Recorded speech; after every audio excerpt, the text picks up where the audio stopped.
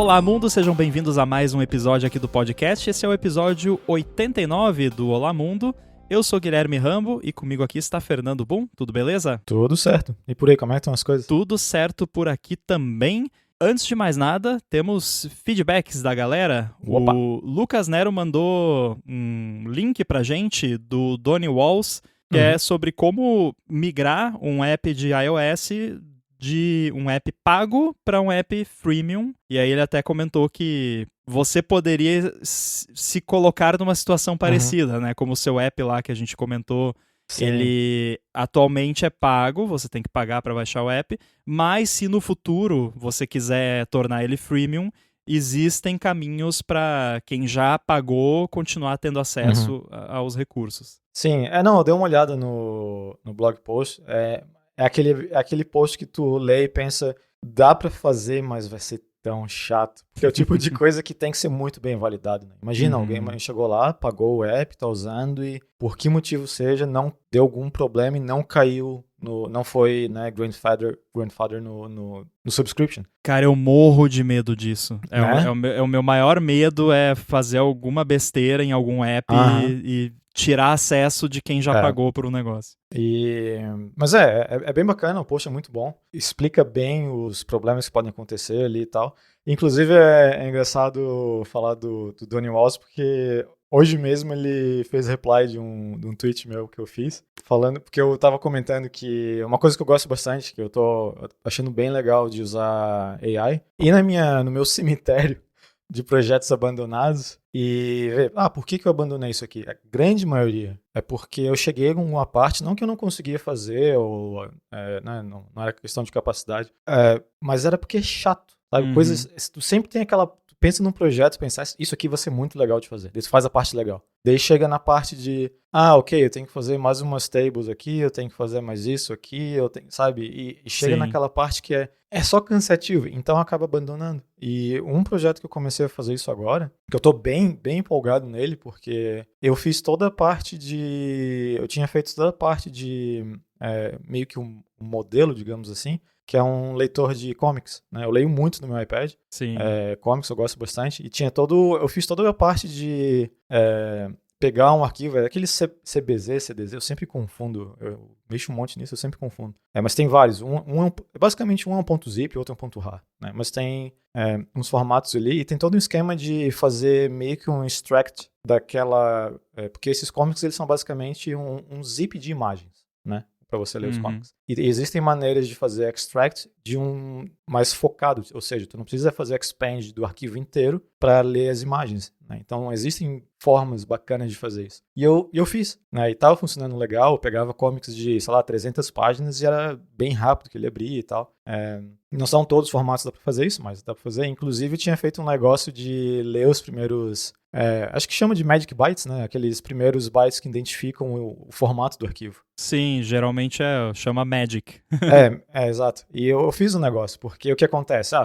Eu não posso, né, fazer extract de um RAR achando que é um zip e vice-versa. E é muito comum desses arquivos estar com a extensão errada também. Então eu fiz essa parte toda, achei legal e tal. Daí eu abandonei. Porque agora eu tenho que implementar isso para actually ler os comics. Ou seja, aquilo que eu já mencionei aqui também, você fez a parte desafiadora, basicamente, e aí a parte chata, porque é chato por quê? Porque não tem desafio nenhum, é só grunt work. Né? Exato. E eu acho que a gente tem isso bem parecido na questão de personalidade, de quando tem um desafio, quando tem algo que é interessante, tem aquele super foco e pensa, não, eu vou resolver esse negócio. Daí resolve e perde a graça, né? Não é só uma questão de personalidade, é uma questão de neurológica também. Já falei pra você procurar um diagnóstico aí, mas enfim. Preguiça. Então, eu fui nos meus projetos ali e eu vi, tipo, ok, esse de comic eu tava com muita vontade de fazer. Eu tinha na minha cabeça já como fazer ele, como deixar ele bem, na minha opinião, bonito usando o Liquid Glass para interface. E eu tô fazendo, e tá legal. Eu tô usando esse app como meu main comic reader faz umas 3 semanas já. E o bacana é que assim, tipo, ia ser legal se desse pra fazer isso. Daí eu penso, isso vai ser legal de implementar também ou só de usar? E se for legal de implementar também, eu faço. Se for só de usar, Eu chego pro Cláudio e falo, Cláudio, eu ia gostar. Você não quer comer a salada, só a sobremesa, né? Exato. Mas obviamente, tipo, é uma coisa que que eu recomendo fortemente também, todo mundo, desde principalmente quem está começando, mas inclusive pessoas com anos e anos de experiência, é ter certeza do que tu está aceitando, né? Por exemplo, eu nunca fiz um commit até agora nesse projeto, mesmo que aquele commit foi 100% do Cláudio, sem ler tudo que estava sendo feito ali e entender o que está acontecendo, porque eu não quero depois chegar nesse projeto e parecer aquele projeto que foi feito por outra pessoa, sabe? Uhum. Então, e outra coisa, quando você não tem domínio da arquitetura do projeto, do que está acontecendo, ou entendendo o que está acontecendo ali, fica até mais difícil de usar a AI para te ajudar a chegar onde você quer, porque você não consegue dar requisitos específicos de como resolver um problema para fazer de um jeito mais fácil, mais robusto, mais rápido. Fica muito aberto, tipo, faz isso. E às vezes funciona e tal, só que fica mais jogado ao vento, né? E acaba ficando mais difícil de ficar botando novas features, de basicamente inteirar em cima do projeto para deixar do jeito que você gosta. Então, é extremamente tentador só chegar e fazer os half loop lá e deixar, não, vai comitando e vai até ficar bom. É tentador, e eu fiz isso em algumas coisas já que eu sabia que nunca vai ver a luz do dia, que era só para ver o que ia acontecer mesmo. E aconteceu justamente isso. Eu olhei o projeto e pensei, isso não é meu. Obviamente não é meu. E a sensação de abrir aquilo e ter zero ideia do que está acontecendo é muito ruim, assim. Pelo menos eu não gostei, foi bem desagradável. Então, nesse app de comic e todos os outros apps que eu tenho usado a LLM, se são apps que me interessam, é isso que eu faço. Tipo, essa parte aqui que é chata, faz assim, ó.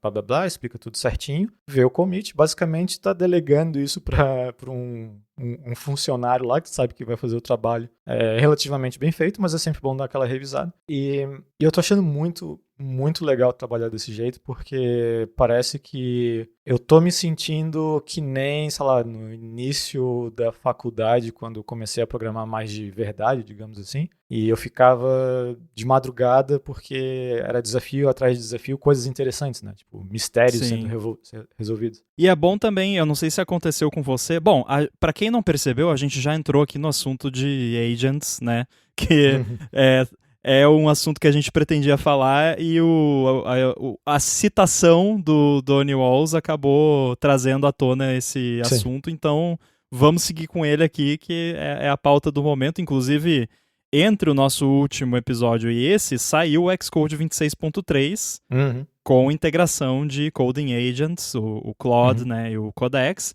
E imagino que talvez por isso também que você voltou a olhar para isso e eu também fiz bastante coisa com isso.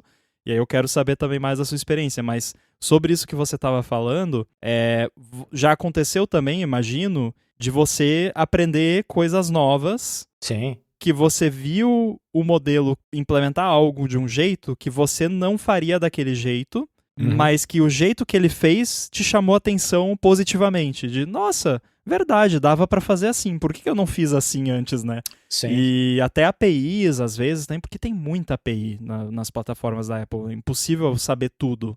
Então, às vezes, o modelo usa ali uma API que você não conhecia ou que nunca tinha usado. Então, eu tô achando também bastante interessante até para aprender coisas novas, porque o modelo busca lá e acha um negócio na documentação ou no treinamento dele que você não conhecia.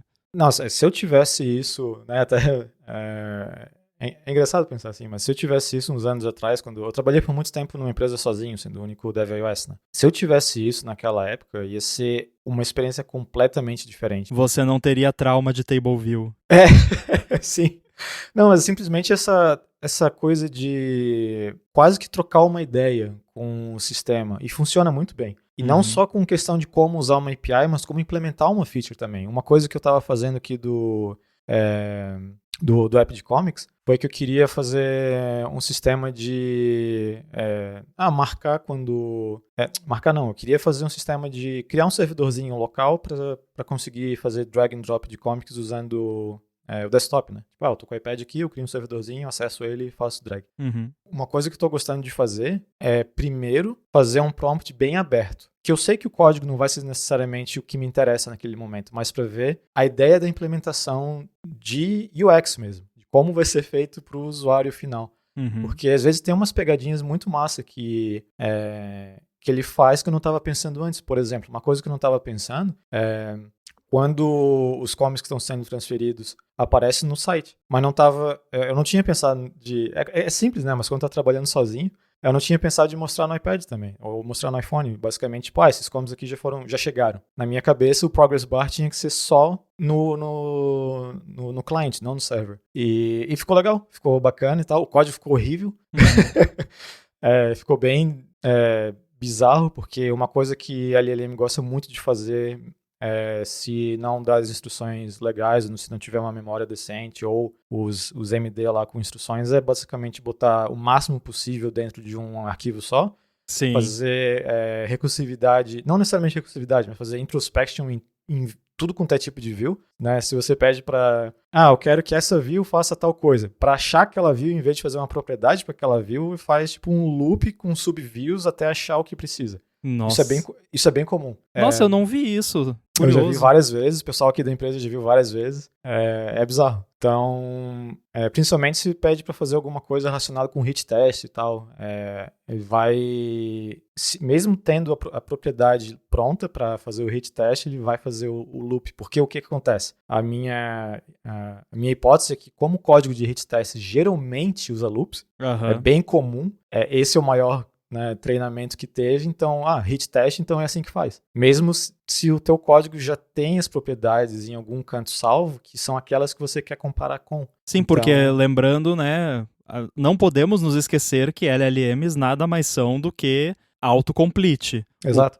Eu escrevi isso, isso e isso. Depois disso, que foi a última coisa que eu escrevi, o que é mais provável de vir depois disso? Uma oversimplification, é claro, mas basicamente é isso.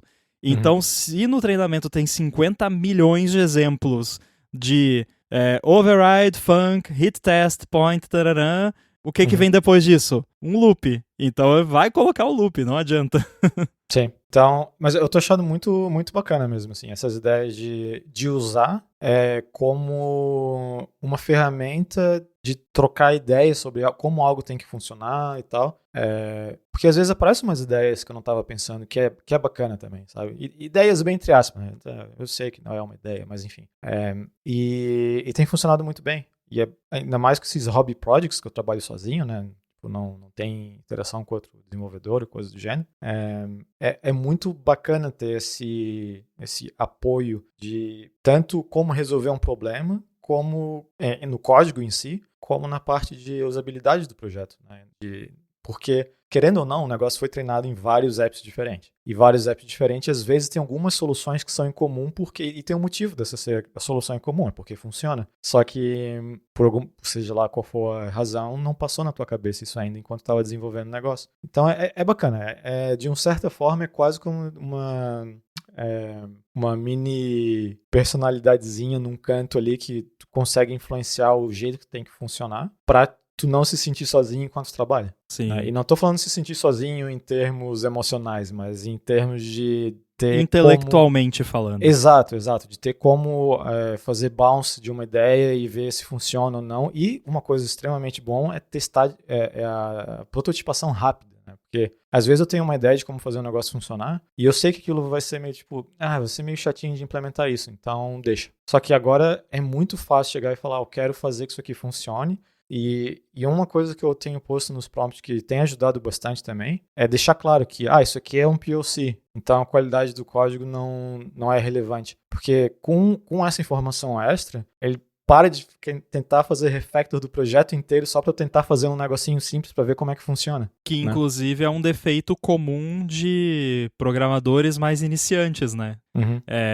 Você tem ali uma task de resolver um negócio e você quer reescrever o mundo em vez de só mexer naquele defeitinho ali que você tem que fazer. Uhum. E aí a LLM às vezes faz isso também. Sim. E tem sido muito, muito bacana. Assim, eu me peguei fazendo coisas que eu não fazia há muito tempo, que era basicamente, tem um jogo que eu tô muito afim de jogar ali, eu tava fazendo um replay do Baldur's Gate 3, que é um dos jogos que eu mais gostei nos últimos anos. E quando comecei a usar AI com essa pegada mais de faz a parte boring para mim enquanto eu foco nos problemas que me interessam, eu me peguei algumas madrugadas aqui fazendo exatamente o que eu fazia na faculdade.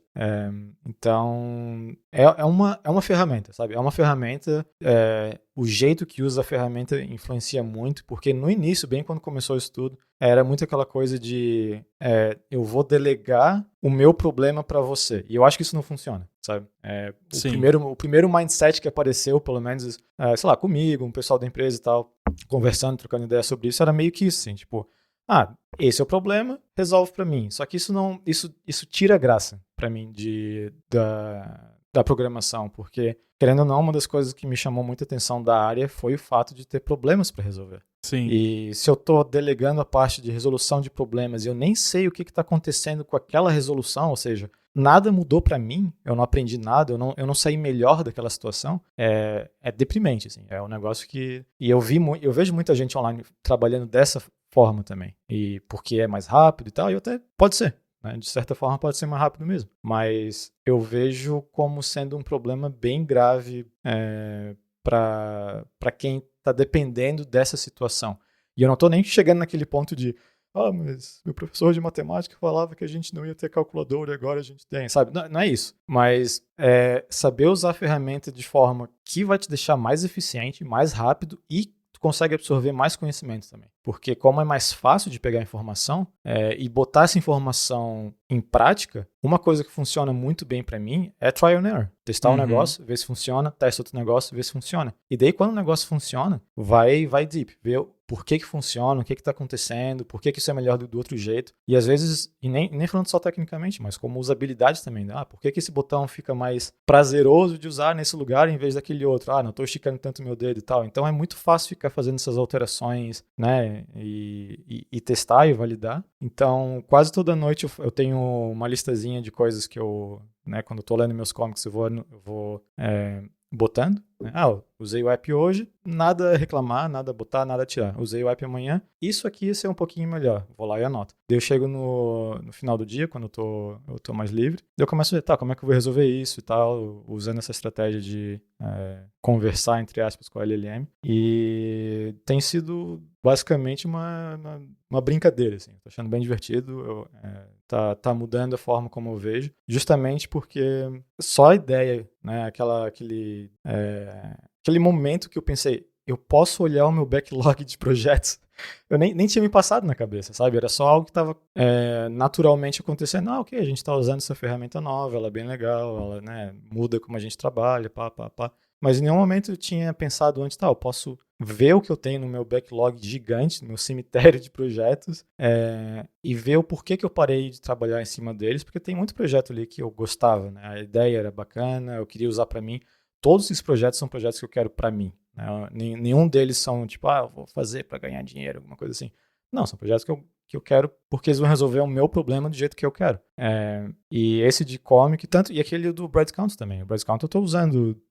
Às vezes eu fico pensando, tá na hora de eu atualizar a minha vida financeira ali. Porque quando eu tinha o spreadsheet, eu fazia coisa de, sei lá, uma vez a cada mês ou 2 meses. Agora eu tô fazendo uma vez a cada uma semana e meia, só pra, sei lá, porque eu tô achando mais divertido usar o negócio. E também pra fazer um dog food, né? Pra ver se o app tá funcionando do jeito que eu quero e tal. E tá sendo uma experiência massa, assim. Eu tô gostando. A integração com o Xcode, né, que saiu agora. Eu gostei, eu achei bacana. Eu tô usando quase que exclusivamente com Cláudio. Eu também tenho usado ele, tenho achado bem superior ao Codex. O Codex eu não tenho muita experiência, eu usei muito tempo atrás quando saiu a CLI do Codex, mas não tenho usado desde então. Então, eu não gosto da, entre aspas, personalidade do Claude, aquele lance de you're absolutely right, tipo, você sempre tá certo, isso irrita muito, Sim. Mas a integração especificamente no Xcode tá muito mais azeitadinha a do Cloud do que a do Codex. O Codex fica querendo rodar coisa no terminal em vez de usar as ferramentas do Xcode.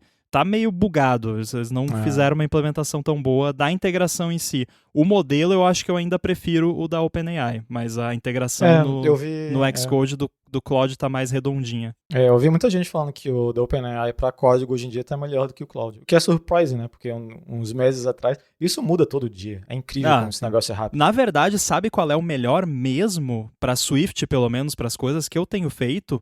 É o Google Gemini Pro. É o melhor. É incrível o que ele consegue fazer, só que ele não tem essa integração no Xcode.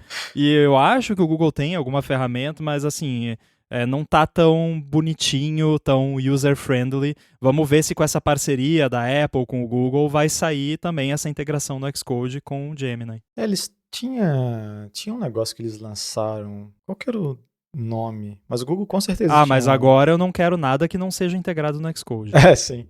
Então, não ser integrado no Xcode é um deal breaker pra mim já. Com certeza. E tá muito bom a integração.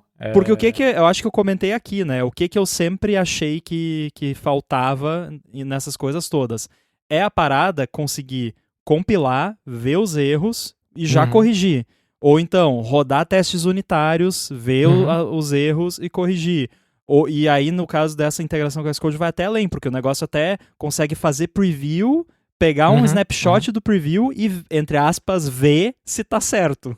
Sim. É muito legal. É muito bom. Eu comecei usando direto no Xcode, né, direto na UI que o Xcode tem, que ficou bem bonitinho, ficou legal.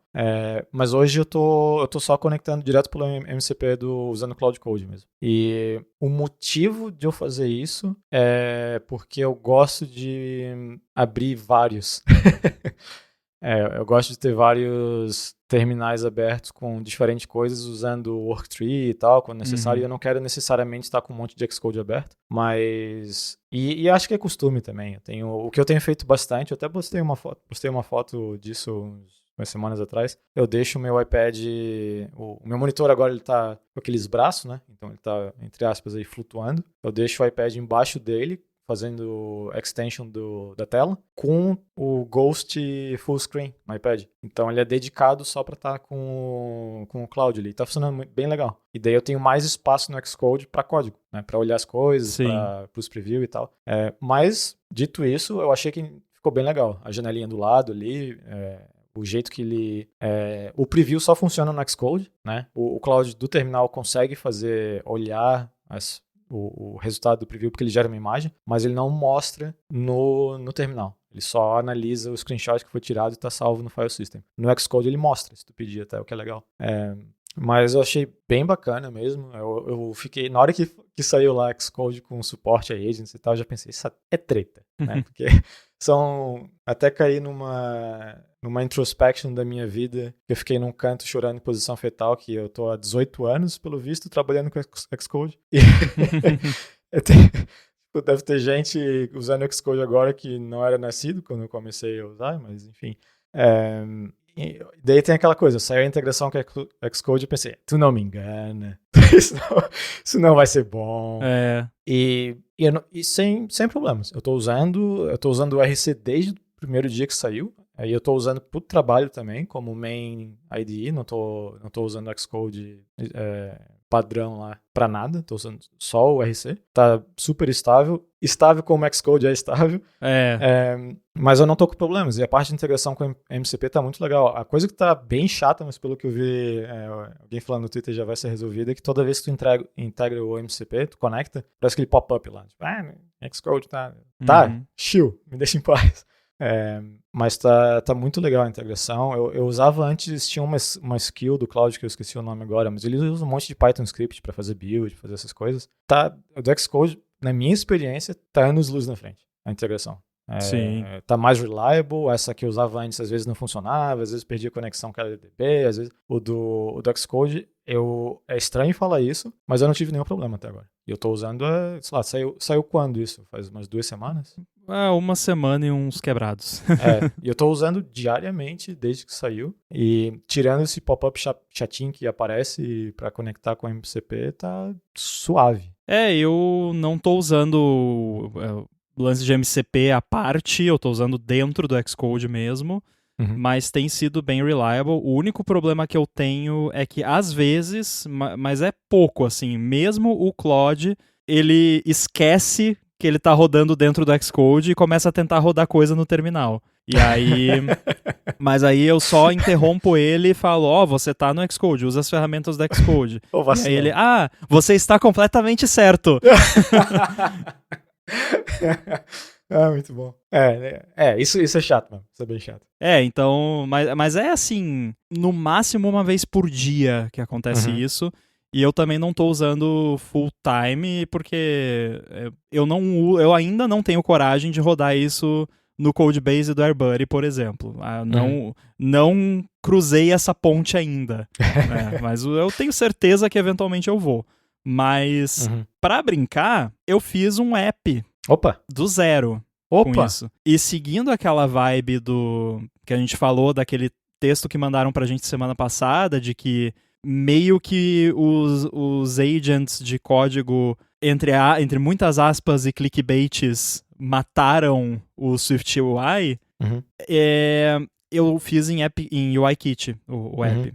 E aí? Cara, todas as minhas experiências tentando criar appzinhos assim, protótipo, alpha, né?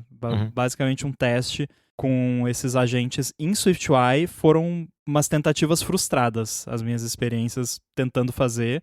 Eu acho que, eu até comentei no Mastodon isso, eu acho que por conta de SwiftUI ser mais novo, tem menos material de treinamento. E eu comentei isso também no ADT essa semana. Aliás, o ADT dessa semana é extremamente complementar a esse episódio aqui, porque a gente falou sobre o Mendes também, que não é programador, inclusive ele sempre se irrita tentando usar agents para programar, porque ele não é programador, então se dá algum problema, ele precisa que o agent resolva para ele, daí se o agent não resolver, ele fica stuck, né? Mas ele conseguiu, pela primeira vez, criar um app do zero. Legal. E ele ainda foi mais doido do que você imagina, porque ele criou o app do zero para Mac usando o aplicativo do Codex sem usar o Xcode. Do zero, ele criou uma pasta em branco e o Codex criou o projeto de Xcode. Nossa! Tudo do zero.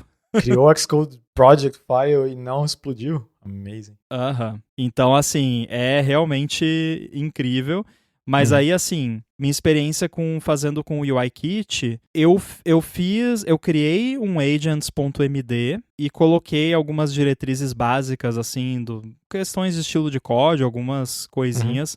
Uma coisa que eu percebi é que, pelo menos o Claude, que é o que eu estou usando mais, ele tende muito a querer usar Combine. E eu adoro Combine, não tenho problema nenhum com Combine, acho maravilhoso, mas não é mais o que se usa hoje em dia. O moderno agora é o @observable. E mesmo em um app UIKit, você pode usar o @observable e usar lá aquele update properties de view e view controller, ou view, wheel layout, subviews e todas aquelas coisas. Aí o que eu fiz foi, eu criei um arquivinho Markdown que eu deixo na pasta do projeto, com uma mini documentação explicando como usar o lance do @observable, update properties, que no update properties você não precisa chamar super.updateProperties, que ele tende a fazer isso, mas na própria documentação fala que não precisa. Enfim, detalhezinhos assim. E, cara, bem legal. Assim, o app que eu tô criando não é um app que eu pretendo lançar, para deixar bem claro, mas eu sempre tive um fascínio por players de podcast. Eu gosto de fazer experimentos dentro dessa área, embora eu nunca tenha tido um app que é um player de podcast, eu nunca lancei nada do tipo, no meu iPhone eu uso o Overcast.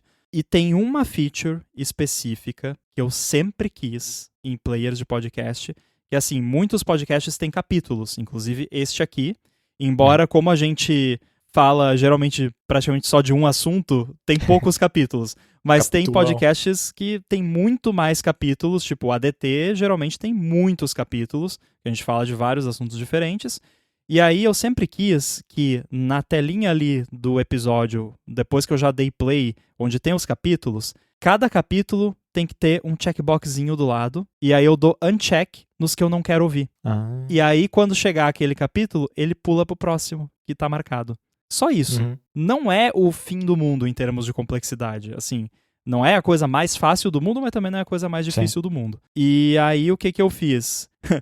Essa feature que eu sempre sonhei em ter. Aí eu fui lá e criei um app inteiro de podcast. Só pra... né? Uhum. Que, obviamente, eu não faria sem IA. E aí, cara, eu fiquei realmente impressionado. Claro que você também trabalhou provavelmente dessa forma. Como a gente é programador experiente, sabe bastante das plataformas da Apple e tudo mais, você acaba dando, às vezes, instruções muito mais explícitas de, faz isso dessa forma e não dessa, né? Então, assim, eu dei algumas instruções bem explícitas de usa Swift Data desse jeito, não desse outro. Sim. Por exemplo, aliás, isso até foi um nudge do modelo, mas aí eu reforcei depois, que é, você tem ali um modelo que é pro podcast, um modelo que é pro episódio, e eu quero que o app se lembre em qual ponto do episódio você estava escutando, por exemplo. Daí você abre o app de novo e continua escutando daquele ponto.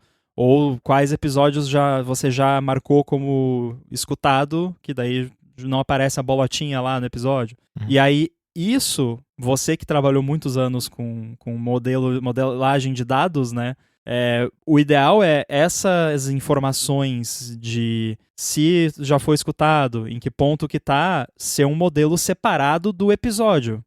Porque se eventualmente eu quiser colocar sync via iCloud, por exemplo, não faz sentido eu sincronizar todos os dados do podcast e do episódio, porque isso vem do feed. Eu só preciso sincronizar os dados que são específicos do usuário. Sim. E aí, para isso, é bom que seja separado. E aí, ele me deu essa sugestão, e aí eu acatei, e aí, depois, quando eu teve que colocar uma outra parada, que era assim, ele tinha esquecido já disso.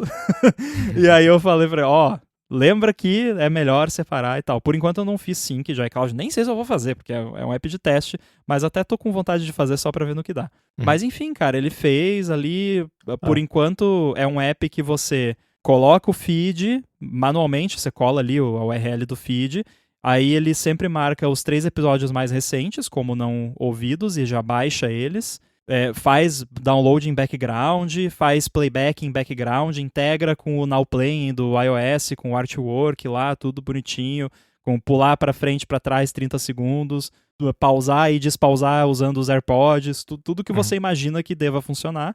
E aí ele implementou, eu pedi para ele implementar esse recurso, primeiro de capítulos, né, os capítulos que estão embedados lá no áudio, ele mostra numa telinha, e também, aí depois, essa função de você poder marcar e desmarcar capítulos que você quer ou não quer ouvir. E ele implementou e funcionou. É muito massa. Eu fico de cara com essas coisas que... Assim, como eu falei, eu acho que é só... Eu não tenho ainda essa preocupação que tem muita gente falando de vai pegar esses empregos, sei lá o que e tal.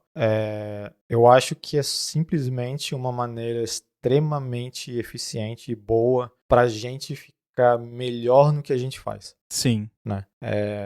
Eu sei que, né, o mercado em si está complicado e tal, eu não estou falando que tem zero impacto em relação a empregos, é um assunto bem complexo, mas eu não sou tão doomsday que tem muita gente que está falando que não vai ter mais emprego. Porque, querendo ou não, isso é sempre uma pauta toda vez que sai uma coisa nova. Né? Quando o Delphi saiu, isso foi uma conversa, porque podia arrastar as coisas. A gente já falou sobre isso aqui. É uma nova camada de abstração. Sim. Assim como teve os cartões perfurados, aí depois teve, aí teve o assembly, aí teve o C, depois linguagens de mais alto nível. Você vai aumentando a quantidade de gente que está disposta a trabalhar com aquilo porque ficou mais fácil.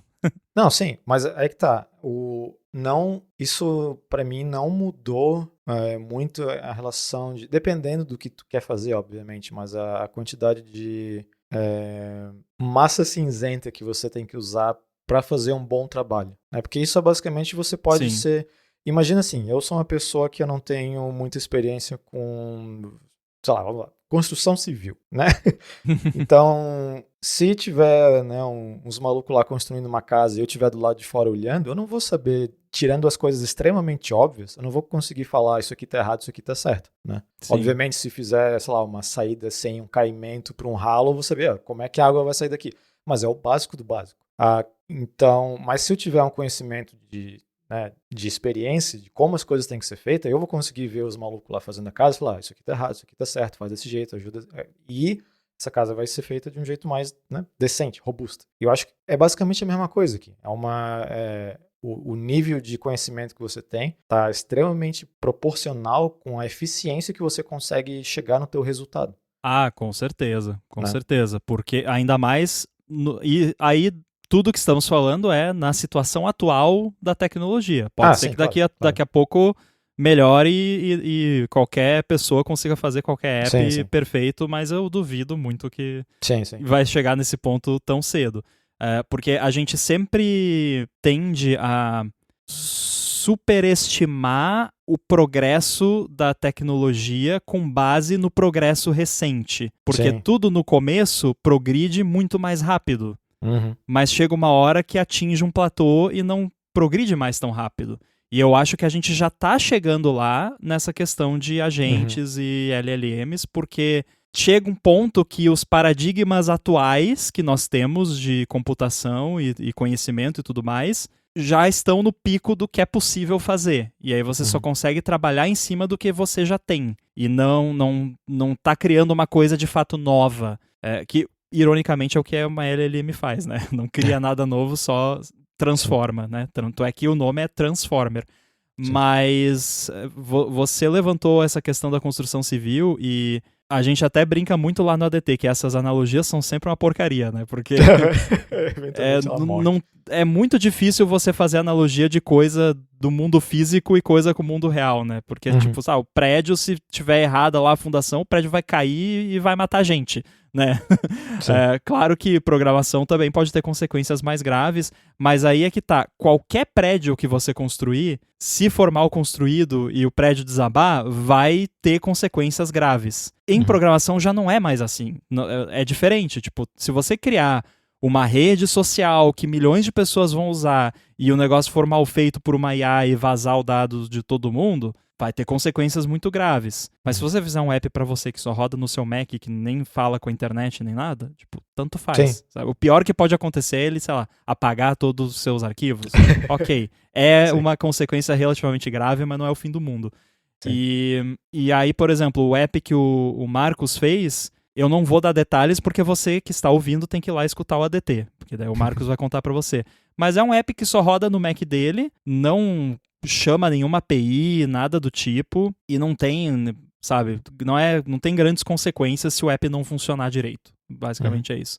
O pior que pode acontecer é que ele vai deixar de ser notificado de algo. Tô dando um pequeno spoiler aqui do que é o app.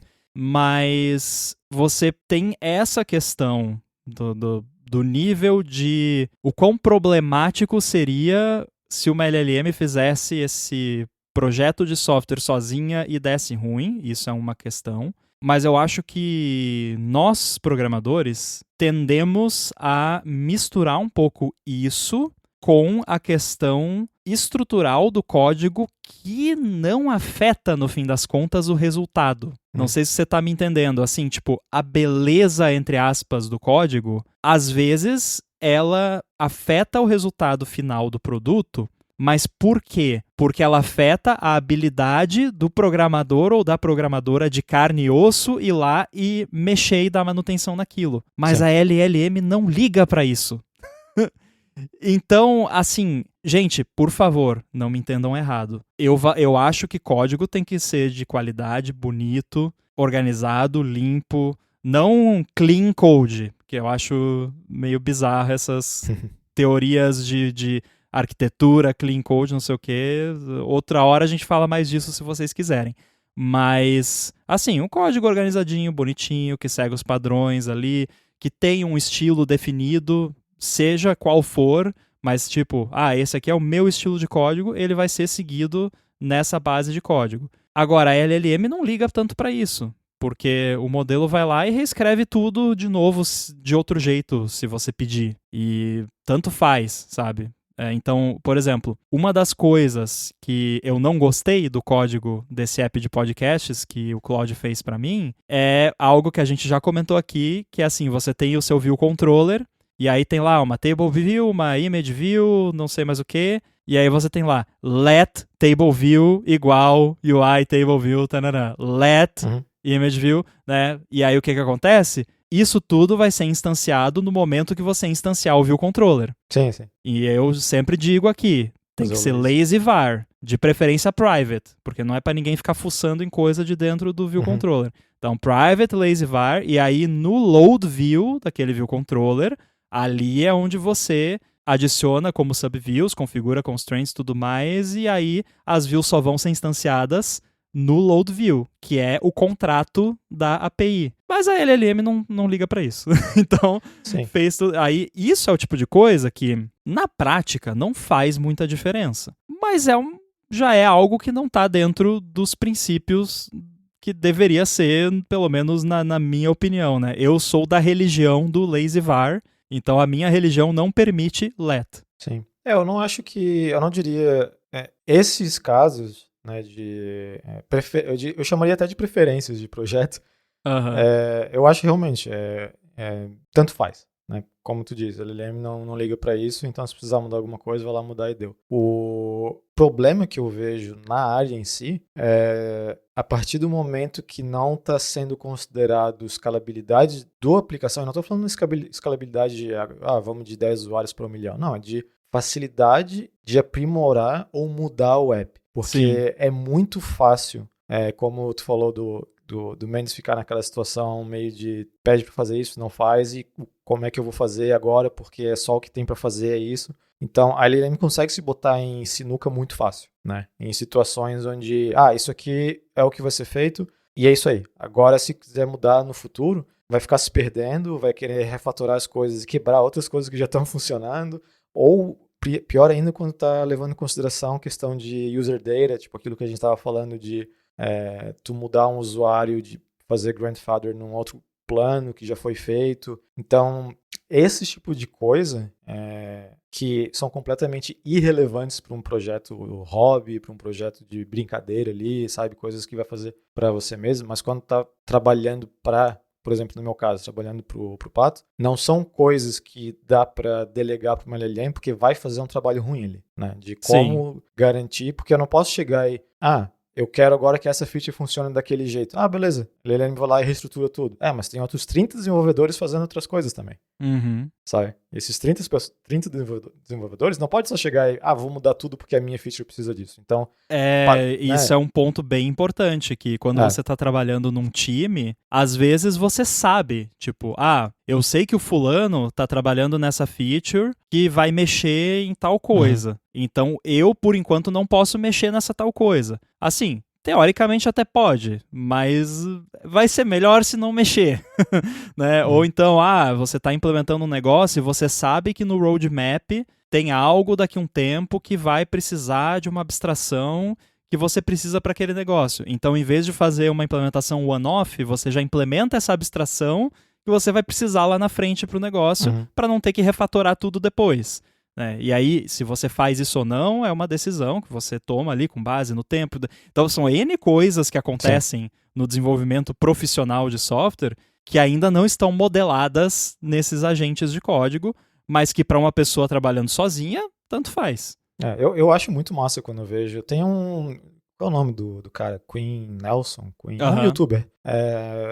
Eu tenho visto no... o Snazzy Labs, né? Isso. Ele tem postado umas coisas no Twitter de vez em quando, tipo, de um app que eu tô fazendo. E o cara não é programador, sabe? Não é, nunca foi. O Federico Viticci também. E eu acho muito legal isso.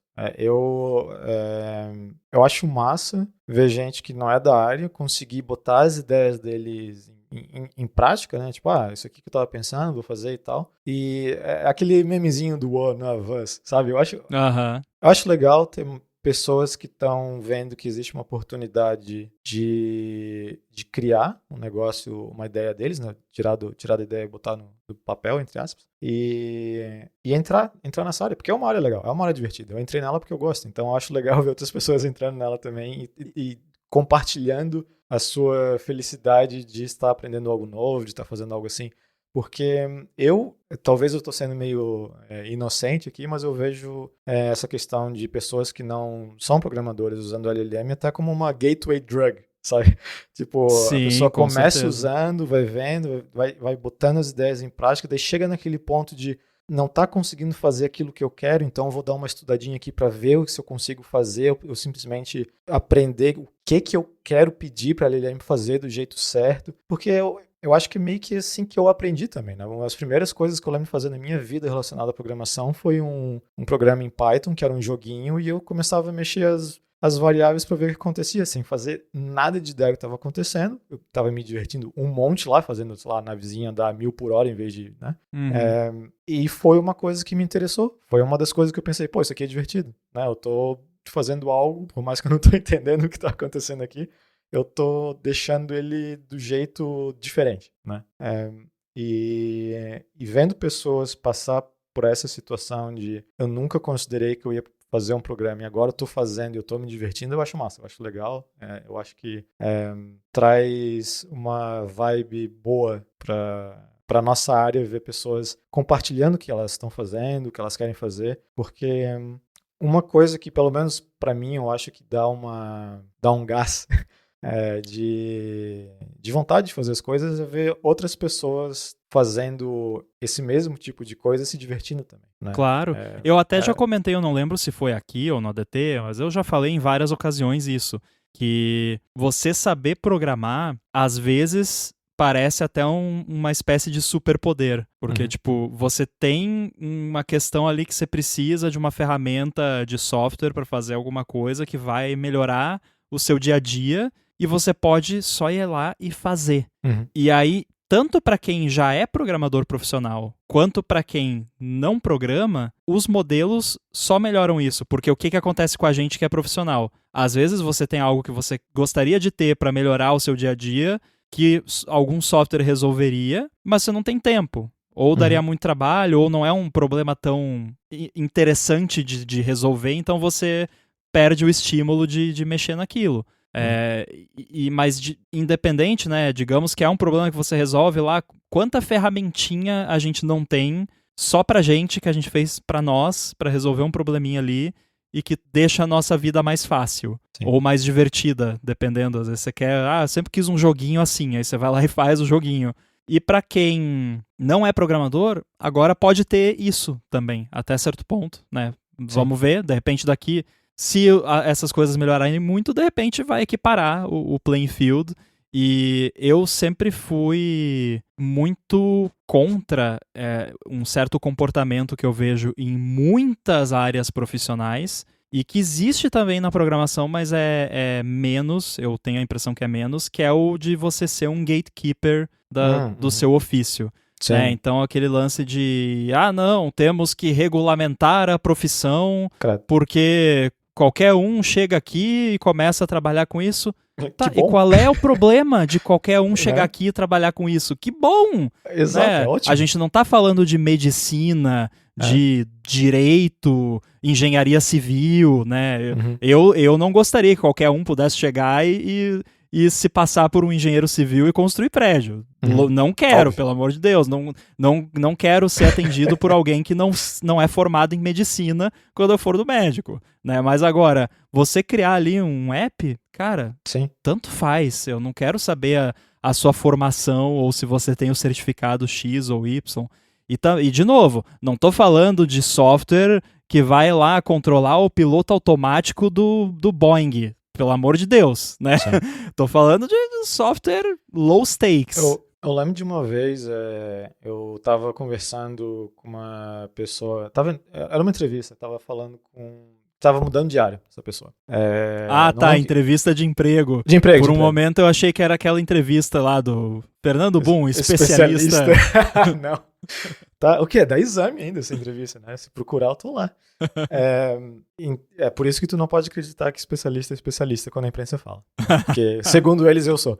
Enfim, tava mudando de área, não lembro de que área que era, mas era pra programação. E eu lembro de perguntar o que te atraiu, o que tu vê de interessante. E ela falou...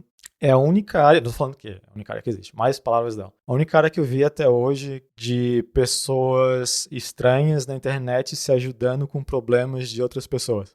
Sabe? Tipo o Stack Overflow da vida, assim. Se bem que Stack Overflow mas a ideia de deixa eu compartilhar meu conhecimento, deixa eu ajudar você, porque assim eu também cresço no meu conhecimento, enquanto, sabe? E eu gosto de ver, eu sei que não é assim, né, overall, tem bastante gatekeeper, tem bastante elitismo nessa parte de programação, mas eu gosto de ver a parte boa, que é justamente essa coisa de todo mundo se puxar para cima, porque tem espaço para todo mundo, sabe? Sim.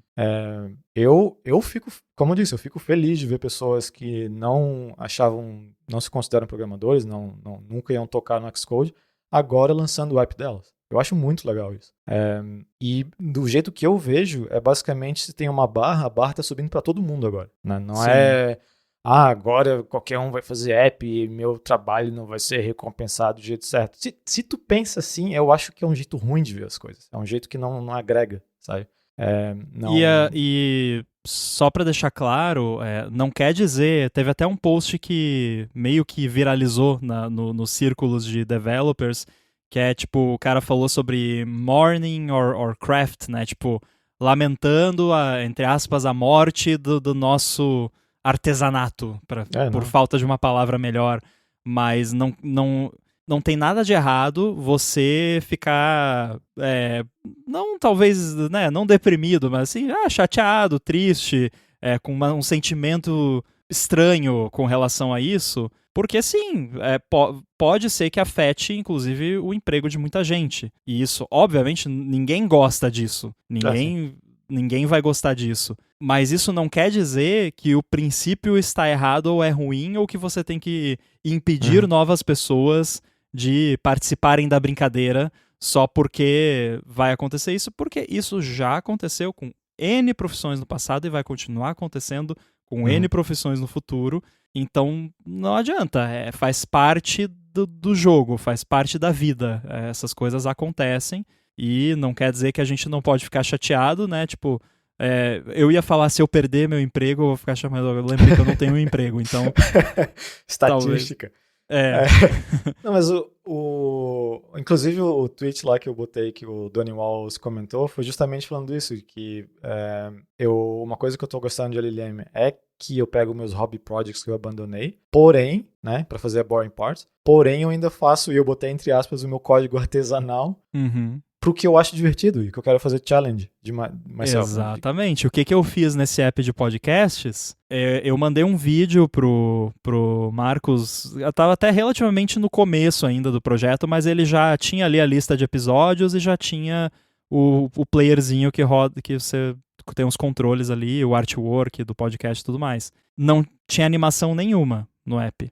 As animações todas que tem no app, porque eu mandei um vídeo pro Marcos e ele falou, pô, legal as animações e tal, todas fui eu que fiz, na mão, porque o modelo conseguiria provavelmente fazer, mas não ia ficar do jeito que eu quero e eu ia ficar tendo que dar tanta instrução que seria mais prático eu fazer o mesmo, no fim das contas. Então, tem aquela barrinha que fica flutuando na parte de baixo da tela, que tem ali o episódio que tá tocando, o botão de play pause, e aí quando você toca nela, abre o player em full screen, daí eu coloquei aquele zoom transition pra ficar bonitinho, e os botões usam SF symbols, daí eu botei aquelas transições de SF symbols, tipo quando você pausa, o botão de play dá aquele bounce e vira o pause e vice-versa. O botão de avançar 30 segundos, voltar 30 segundos, o círculozinho dá aquela voltinha quando você toca. Então essas firulinhas bonitinhas de UI eu fiz. Teve alguns detalhes de UI que eu não tinha gostado muito também do jeito que ele fez. E eu fui lá e ajustei manualmente. Então, o que eu gosto de fazer, porque o que eu mais gosto de fazer é ficar mexendo, fuçando em UI, animação, UX, no fim das contas. E aí, isso eu fiz nesse app de brincadeira. Eu sinto que muito, inclusive eu mesmo devo ter passado por isso, mas essa questão da LLM é muito aquele 5 estágios da grief. Como que é? Depressão, tristeza? Negação, aceitação, resignação, enfim. Não sou engenheiro de luto. No final, o último é acceptance, né? Tipo, é isso aí. E... O final é o aceita que dói menos. Exato. E eu acho que, obviamente, quando começou isso, eu fui uma das pessoas que falou, isso não é, né, até parece, não vai ser assim, porque é bizarro. É uma mudança muito drástica de como as coisas funcionam. Eu lembro de estar conversando com uma pessoa sobre... É estranho que tem filmes como, imagina aquele Her, né? Aham. Ou qualquer filme onde existem robôs conversando entre si, coisas do gênero. Eu sempre vi esses filmes e pensei, isso é muito coisa de Hollywood, até parece. Se tivesse, sei lá, robô conversando entre si, obviamente ia ser só por algum tipo de... algum protocolo de binário mesmo, porque a palavra não é eficiente, sabe? Esse tipo de coisa, sabe? Uhum. E daí tu vê coisinhas de pessoas fazendo o LLM conversar entre si, sabe? Tendo aquela orquestração de bots, onde um bot fala com o outro para definir as coisas. E, inclusive, daí tu chega numa parte mais pesada de pessoas usando o LLM para, né, conversar porque se sentem sozinhos. Tudo isso está acontecendo e é muito rápido, coisa de anos, assim, né? Que é aquele videozinho do Will Smith que é um bom, né, jeito de comparar como as coisas estão evoluindo. Ele comendo espaguete lá. E... Inclusive, não querendo entrar muito nesse assunto, mas esse ano tem eleição no Brasil e estão saindo modelos novos de vídeo extremamente bons. Eu tô muito preocupado com isso, né? Esse é o outro lado da questão da IA. Tem muita coisa. Tipo, eu me orgulhava de conseguir olhar qualquer vídeo e falar, né, isso aqui obviamente é IA, isso aqui não é. Hoje em dia, eu acho que se eu conseguir um pouquinho acima da chance, né, um pouquinho acima de 50%, eu tô ali, porque mas tá eu muito te dou difícil. umas dicas. Tá muito difícil. Porque tem coisas. Eu tô bom ainda, com questão de vídeo eu tô bom. Agora, mas assim, já tá naquele ponto que... Tem que procurar, né? Não é que tem que procurar, eu tenho que estar com uma certa parte do cérebro engajada pra ver. Se eu tô só, se eu tô só scrollando nos Reels ali, ou no TikTok, qualquer coisa, meio que passa batido. Mas se eu tô um pouquinho mais alerta, tem vários sinaizinhos e já vou dar a dica aqui. Não são sinais visuais, necessariamente. São outros sinais. Mas acho que isso aqui daria um episódio inteiro. Sim. Mas assim, vídeo de IA e texto de IA, eu diria que 90% ou mais. Texto, 95% texto, eu pego, porque é muito fácil. Mas vídeo já tá ficando mais difícil. Imagem, esquece. Imagem me engana fácil. Tem muita coisa. E uma coisa que tá me deixando agoniado, porque tem muito vídeo online que pessoas fazem tipo um resampling, sei lá, pra tentar deixar 4K, alguma coisa do gênero. E daí dá aquela coisa estranha que isso aqui foi feito por AI. Eu tenho certeza que isso aqui foi feito por AI. Porque dá problema oposto tá acontecendo muito. Eu tenho visto... Eu já vi, porque uma vez a cada 2 dias, antes de dormir, eu sei que não é bom usar celular antes de dormir, né? Mas eu entro lá no TikTok e assisto uns videozinhos, porque o algoritmo dele é extremamente bom. É bizarro como só aparece coisa que me interessa. E aí já aconteceu várias vezes, assim, de aparecer algum vídeo lá, eu assisto, eu gosto de ver os comentários geralmente são engraçados, interessantes. E sempre tem alguém, isso aí é IA. E claramente um vídeo que não é, sabe? Eu não sei se é rage bait, tipo, se a pessoa sabe que não é e comenta só porque um monte de gente vai comentar embaixo falando não é. Mas assim, tá complicado. Eu acho que talvez o falso positivo deve estar acontecendo mais até do que o verdadeiro positivo. Pode ser, mas justamente por causa desse monte de vídeo que eu tenho visto, que é com esses resampling, que deixa a pessoa toda borrada, que parece uns negócios estranhos. Eu gosto de ver bastante... Tem uma série, nem sei se passa hoje em dia, mas eu gosto ainda de ver aquele Whose Line Is It Anyway? Não sei se você conhece. Já ouvi falar. É um grupo, pessoal que faz tipo, sabe, tipo os Barbichas do Brasil? Sim, muito bom. É tipo isso. Até onde eu sei, os Barbichas meio que se inspiraram nesse Whose Line, que era com Drew Carey e tal. Enfim, eu gosto de ver, eu acho engraçado. E é legal porque é cheio daqueles skitzinhos que tu consegue ver enquanto tá escovando os dentes, porque é coisa de 30 segundos, assim, que eles fazem, né? 40 segundos e tal. Inclusive eu assisto o TikTok escovando os dentes também. E tem muito desses vídeos, assim, que se eu não soubesse que aquilo de fato foi gravado, conhecendo os atores, e às vezes até já conhecendo aquele skit, eu ia achar que, porque as pessoas, provavelmente são aqueles bots de conteúdo, né, de farming content, que agora, quando eu abro qualquer coisa, já aparece aquilo no YouTube, que fazem um resampling, fica horrível a imagem, obviamente algo gerado por computador, porque foi, né? Eles pegaram a imagem original, que é de um TV show dos anos 90 e tentaram deixar bonito e não deu certo. E daí, de fato, tá cheio de comentário. Isso aqui é AI, isso aqui é AI. Porque, de certa forma, eu imagino que é porque deve ter usado algum AI lá só pra tentar fazer um resampling pra deixar bonito e deu ruim. E aí, nesse caso, mesmo que fosse IA, tanto faz. Não, é um vídeo engraçadinho. Não, isso aí eu tô nem aí. Inclusive, os vídeos de AI eu não tenho problema mesmo, nenhum. Eu acho engraçado pra caramba, né? A gente conversou disso já. Nossa, muito. Aqueles da quiropraxia com velhinhas, muito bom. Eu não consigo não rir vendo esses vídeos, são muito bons. Então, esses vídeos zoeira, mas as coisas estão avançando muito rápido, né?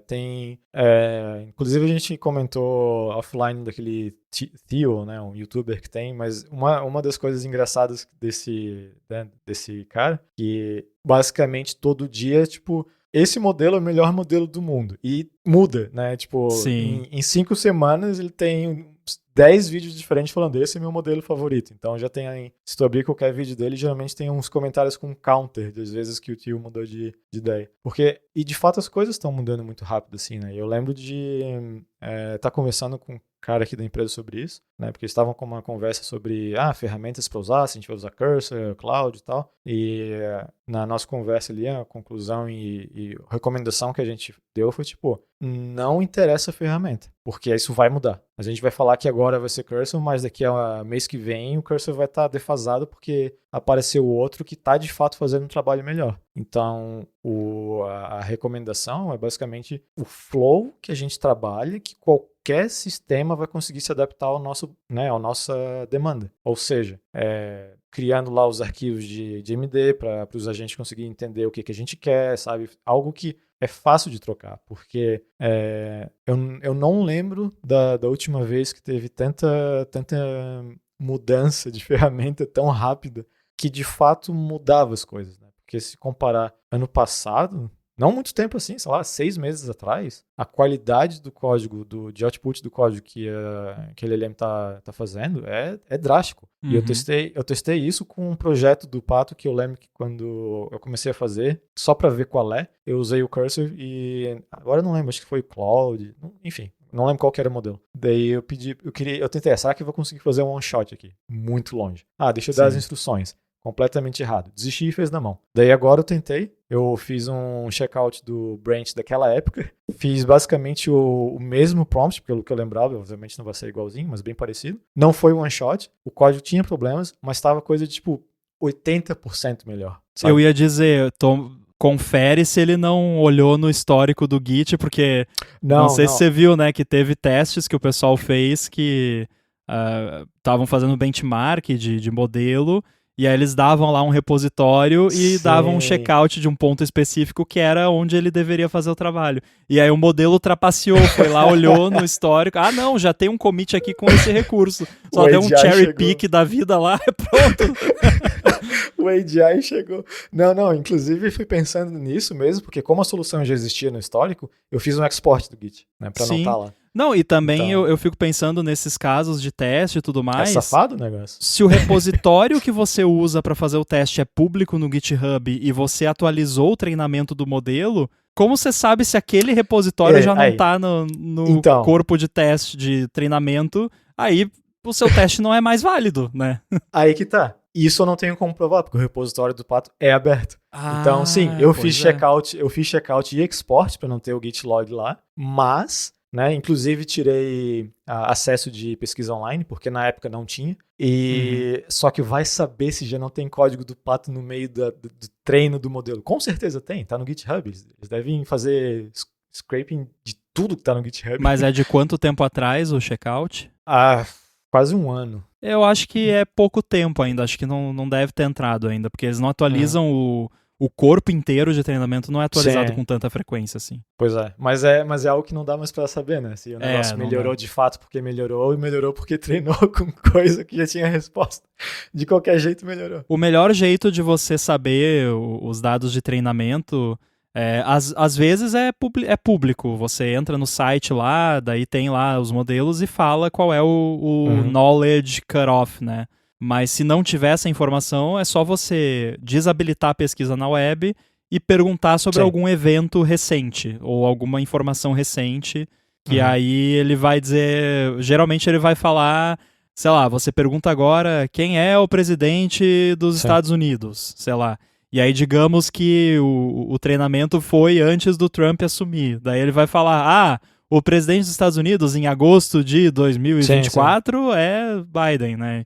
Então é fácil de você ver esse tipo de coisa. Então, mas é bom ficar ligado nesses gotchas aí de teste, porque pode rolar. Sim. Não, inclusive, essa pergunta do presidente é uma que eu gosto de usar para ver, porque está sendo comum agora da resposta ser, no meu conhecimento, que é até data X, esse era o presidente. Eles começaram a arrumar para não ficar, tipo... Porque antes era... Sei lá, tu perguntava qual presidente dos Estados Unidos, falava, o George Bush. E tipo...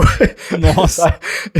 e é isso aí deu. Agora fala, não, até essa data, que é onde eu sei, foi esse, mas pode estar desatualizado. Acho que eles deram um tweakzinho, porque muita gente estava usando isso, né, para testar. E fica mais fácil de saber qual que é a data de cutout ali, porque agora tá parte da instrução responder qual foi a data também, o que ajuda.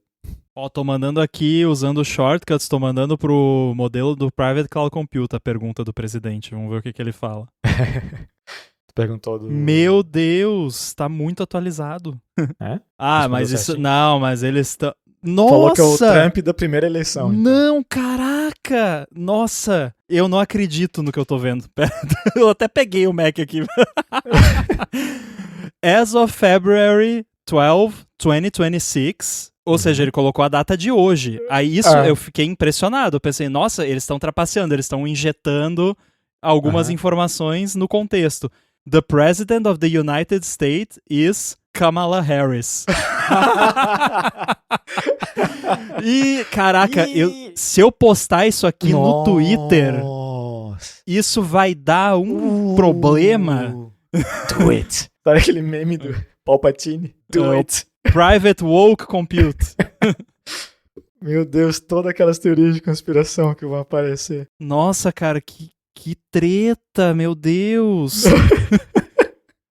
Eu tirei um screenshot aqui, eu vou rodar algumas vezes, eu vou rodar até em outro device pra ver se é só um negócio aleatório ou se ele vai responder sempre isso. Que bizarro. Ai. Que treta. Enfim, com essa informação super interessante, vamos encerrar aqui. Todo mundo que está ouvindo aí que tem o macOS 26, testa aí, mandar para o Private Cloud Compute quem é o presidente dos Estados Unidos. Eu escrevi exatamente Who's the President of the United States? Ponto de interrogação. Perguntem pra ver o que acontece aí, depois conta pra gente. Mas ficou longo esse episódio. Acho que é o mais longo, talvez. Tem um bônus track aí também, pra quem quiser ouvir. E Boom, pra falar com você, como é que faz? Eu tô lá no mastodon.online, @boom, B-U-N-N. Muito bem, eu tô no mastodon.social, @inside, e a gente volta em breve. Abraço.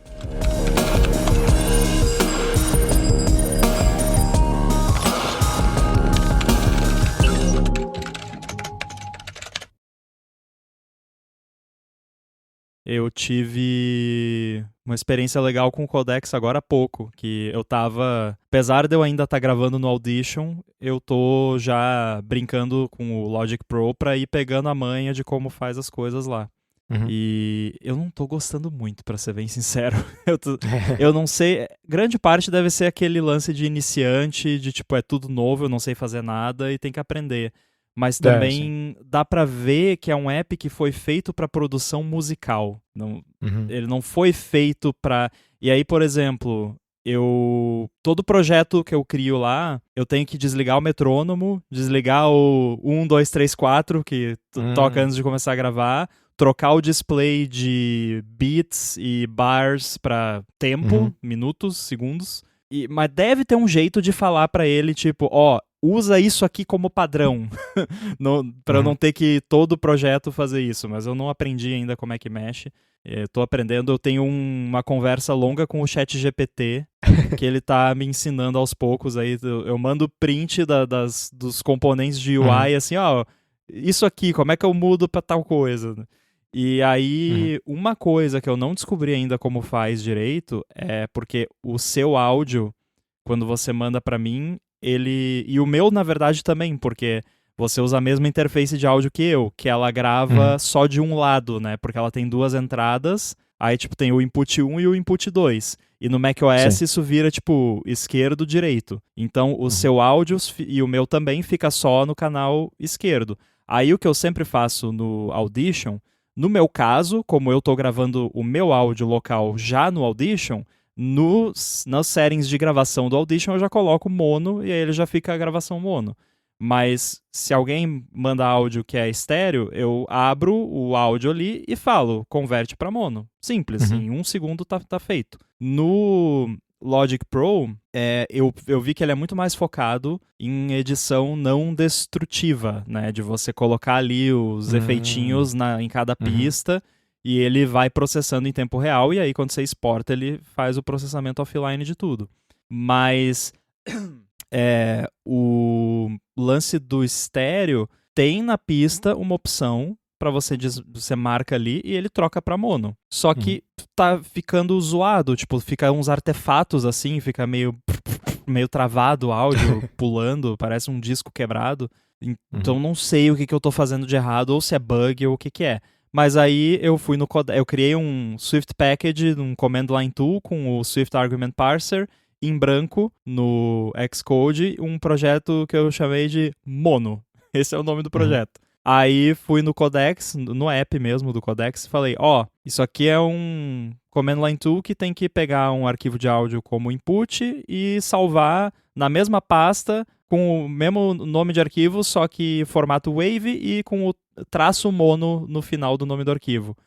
E tem que usar as APIs da Apple, nativas e tudo mais. E em 5 minutos ele fez. Aí eu peguei o seu áudio da semana passada para testar, rodei e levou, uns 20 segundos, talvez, para converter um áudio de mais de 1 hora de estéreo para mono. Não é o fim do mundo, mas no Audition é praticamente instantâneo. Aí eu falei para ele, tá funcionando, beleza, muito bem, parabéns, né? Vamos ser bonzinhos com a IA para não apanhar no futuro.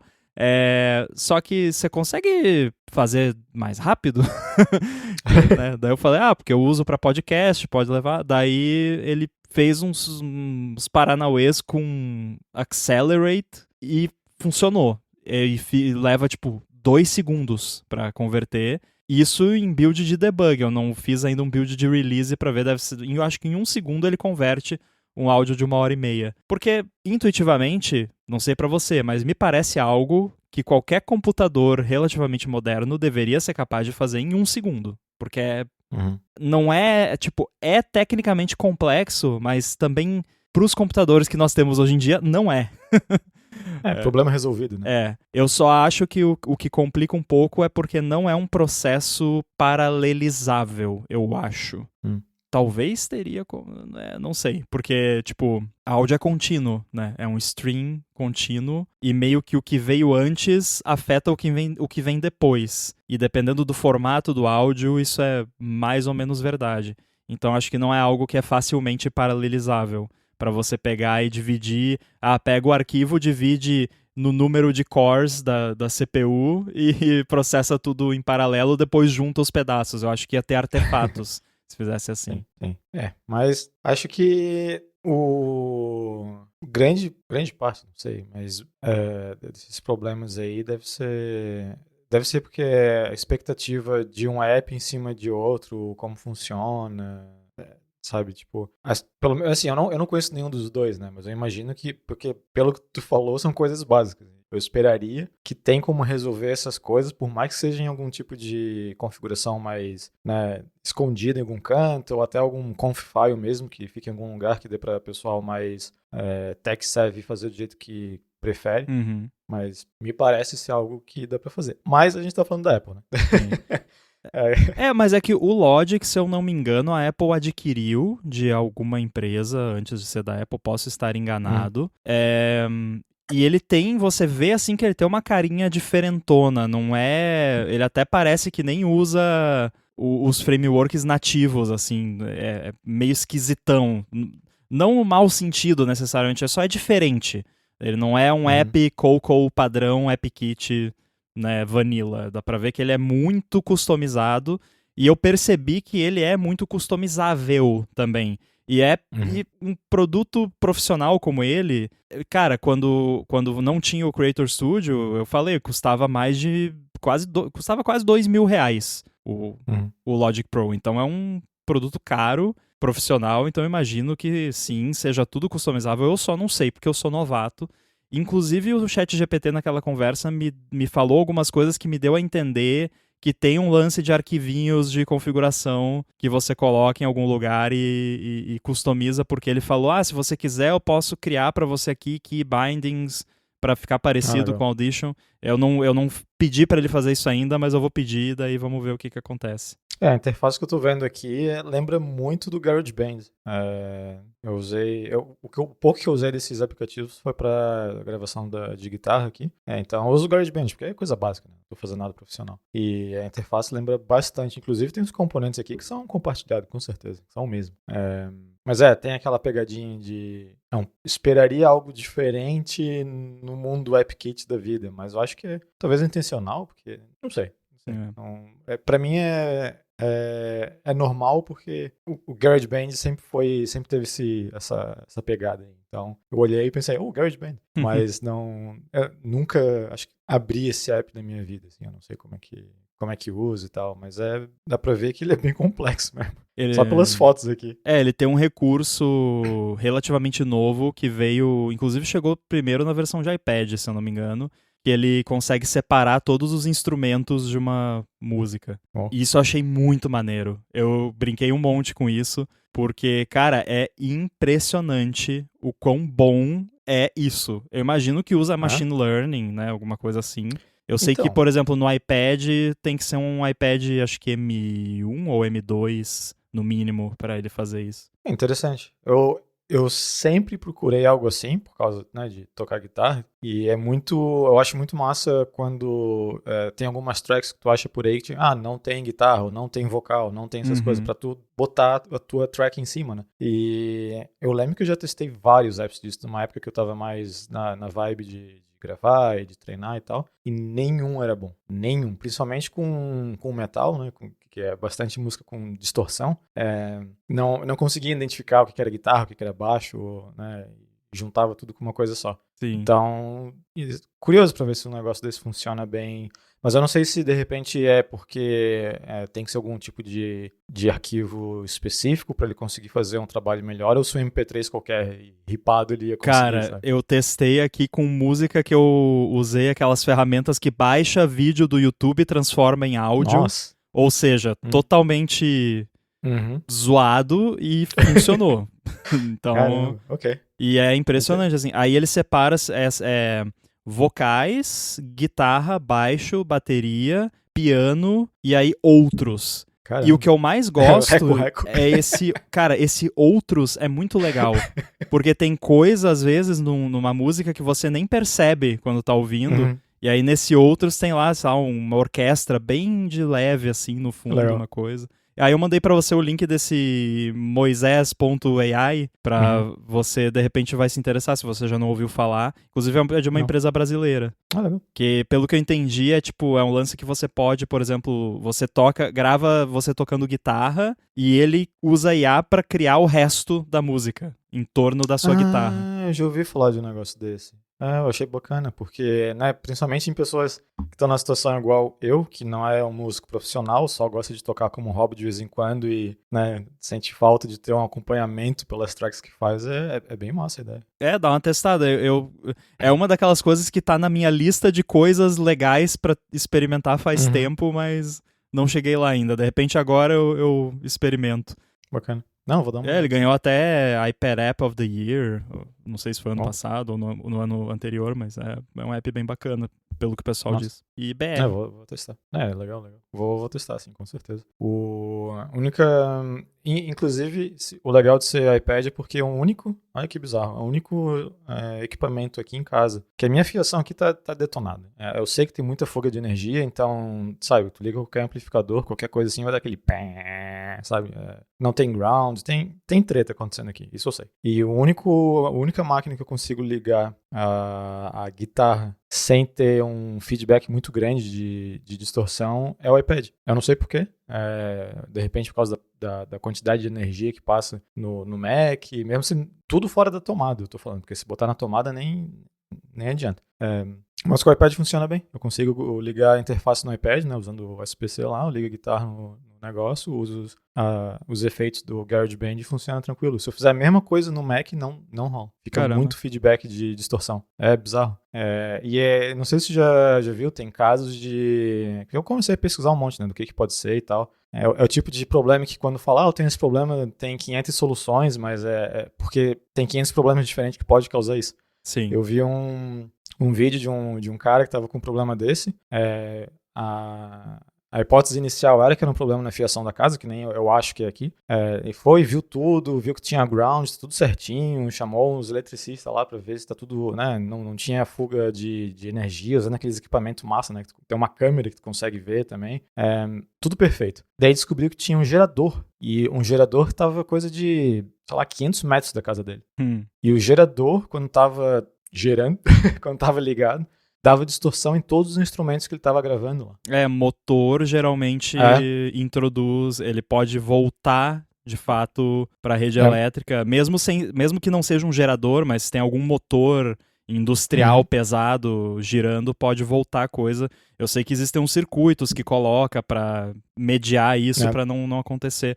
Mas eu não sei se eu já contei para você, no ADT eu já contei em off, acho, em algum momento, que o meu pai passou por uma coisa muito parecida.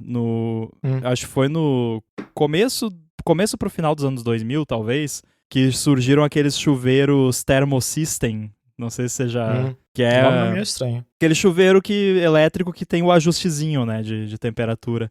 E o meu pai tinha lá o estúdio dele, que ele gravava comercial pra rádio, um monte de coisa. E de vez em quando dava uma interferência, um ruidinho assim no sinal. E aí ele, né, o meu pai trabalhava com eletrônica, então ele tinha um bom conhecimento da parte elétrica também. Ele revisou toda a instalação elétrica, viu se estava o aterramento tudo certinho, fez tudo que ele podia fazer para ver se encontrava algum problema em casa e não encontrou. Aí ele comunicou para a empresa de energia. Na época eu nem lembro qual era a empresa, enfim, a empresa lá do Rio Grande do Sul. E aí os caras foram lá, passaram um dia inteiro medindo também, altos equipamentos, osciloscópio na entrada de energia da casa, um monte de coisa, até que eles pegaram a interferência. E eu não sei como que eles chegaram nessa conclusão, de repente se eles já tinham visto isso antes ou alguma coisa assim. E aí descobriram que era o chuveiro Thermosystem. Então, se alguém ligava um chuveiro desses na vizinhança ali, no mesmo circuito, dava e todo mundo quase tinha esse chuveiro na época, porque é um chuveiro muito bom. Esse Thermosystem é aquele Lorenzetti? Eu conheço esse. Não, o Lorenzetti o Thermosystem é uma outra marca, eu acho. Talvez sei lá, Lorenzetti Thermosystem, mas acho que não. Não sou engenheiro de chuveiro, não sei. Mas enfim, aí... porque o Thermosystem, ele foi o primeiro, pelo menos que eu me lembro, que fez sucesso no Brasil, que tinha o esquema com a varetinha lá que você gira. Isso, o Lorenzetti tinha isso também. E não tem só... Mas eu acho que o Lorenzetti copiou isso. Porque sempre teve o chuveiro clássico, brasileiro elétrico, frio, médio, quente, né? Tipo, inverno, verão e desligado, basicamente. E aí o Thermosystem, o grande tchan dele é que tinha lá o negocinho, a varetinha, que você customizava exatamente a temperatura da água. Enfim, aí todo mundo tava comprando esse chuveiro.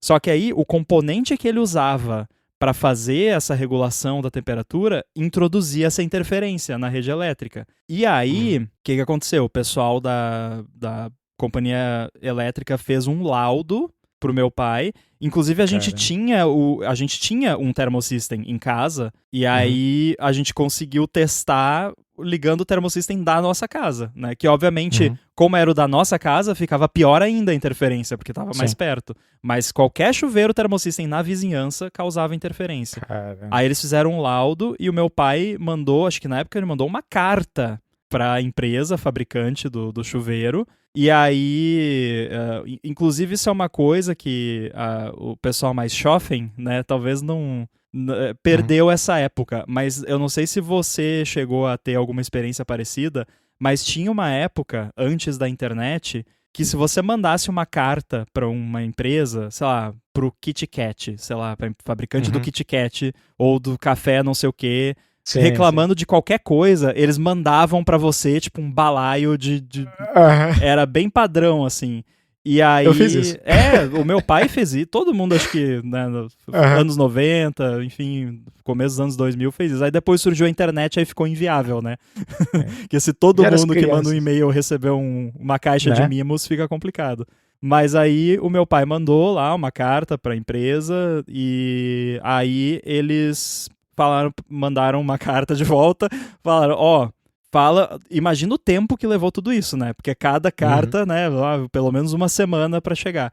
Aí, faz um levantamento a gente tem um modelo novo do chuveiro que não tem esse problema da interferência. Faz um levantamento na sua região aí de quem tem o chuveiro e a gente vai mandar para você a quantidade de chuveiros de graça para trocar nas casas que tem o chuveiro com problema. E o meu pai fez, foi de porta em porta. Olá, você tem o chuveiro Lorenzetti? Lorenzetti não, né? Thermosystem? E isso era... a gente morava numa cidade pequena, do interior, então todo mundo conhecia o meu pai. Né? Sim. Se fosse numa capital, nunca ia dar pra fazer isso, né? A pessoa ia... sai da minha propriedade, né? Mas como era, enfim, bairro pequeno, cidade pequena, todo mundo conhecia o meu pai, o pessoal se dava bem com ele, e aí, pior, né? A empresa se propôs a mandar os chuveiros, mas e quem é que ia trocar o chuveiro? O meu pai, óbvio.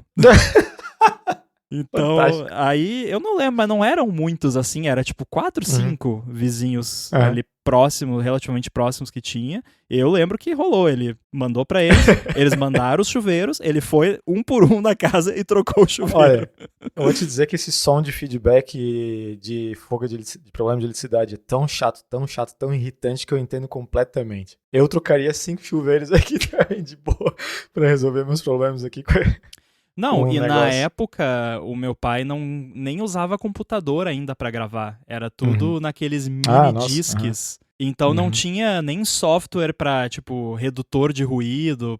Então, quando tava dando interferência, ele simplesmente não podia gravar, tinha que esperar passar.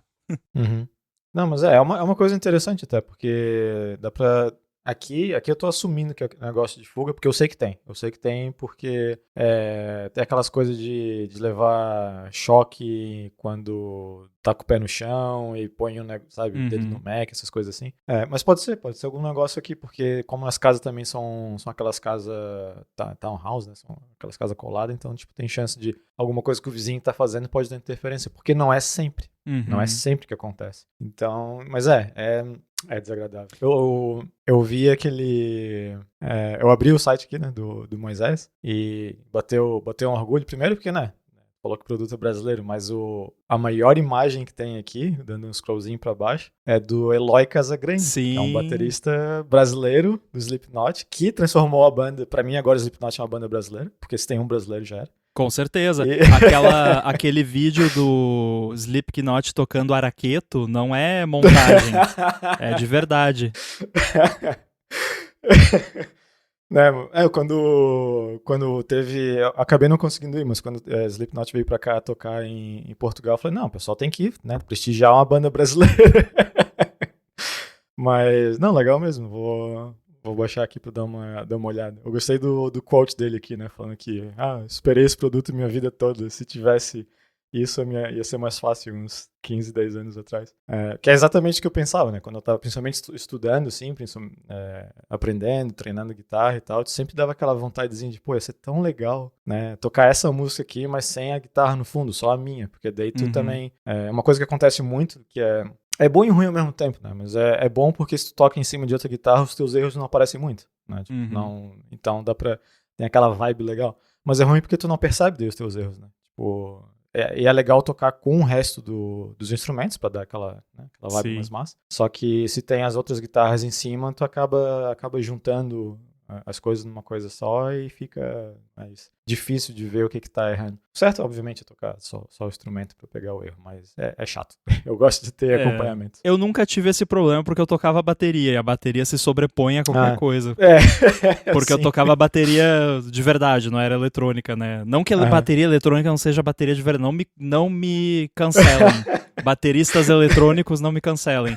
Inclusive, quando eu mudei para apartamento, eu pensei seriamente em comprar uma bateria eletrônica para poder tocar, mas eu acho que eu só vou voltar a tocar o dia que eu tiver um estúdio no meio do mato, que daí eu posso tocar à vontade sem incomodar ninguém. Porque até a eletrônica não é fácil tem que isolar para não incomodar vizinho. Não, já conheci gente que fala que não, a bateria eletrônica é de boa, porque não dá pra escutar nada. Você tá em 2 casas de distância e escuta aquele plac, plac, plac, plac, plac, plac, não. Não é Silver Bullet, não. Não.